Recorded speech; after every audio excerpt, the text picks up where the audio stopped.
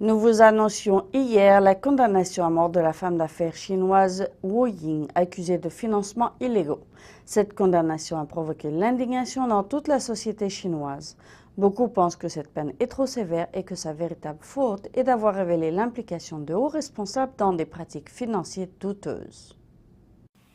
La peine de mort de l'ancienne femme d'affaires Wu Ying de la province de Zhejiang a attiré l'attention soutenue du public. Le 18 janvier dernier, la Cour suprême du peuple condamnait à mort Wu Ying pour financement illégaux. En moins de 2 semaines, l'affaire est devenue un scandale politique et judiciaire. Pour beaucoup, elle est sévèrement punie parce qu'au cours du procès, elle a impliqué plusieurs hauts responsables des finances chinois. Le président du tribunal a déclaré que Wu Ying était puni uniquement pour des financements illégaux. Il a également déclaré que la dénonciation de responsables impliqués représente une confession de crime et non un acte de mérite. Mais selon Li Tianqian, une avocate de Shanghai, Wu Ying n'a pas violé la loi parce que ses financements n'étaient en fait pas illégaux. Et la peine de mort est vraiment trop sévère.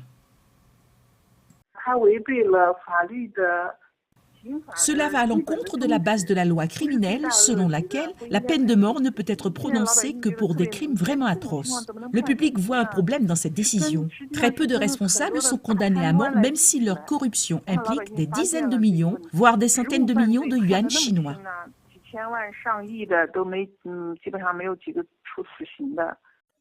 Ce cas a déclenché une vague de réactions dans tous les milieux de la société chinoise. Les intellectuels des meilleures universités et des avocats célèbres ont envoyé des lettres à la Cour suprême demandant d'épargner la vie de Wu Ying. Le microbloc sommaire de l'opinion publique sur le dossier de Wu Ying reçoit fréquemment de nouveaux commentaires. Les internautes chinois débattent des questions de la justice sociale, des monopoles financiers, de la réforme de la peine de mort et des capitaux privés.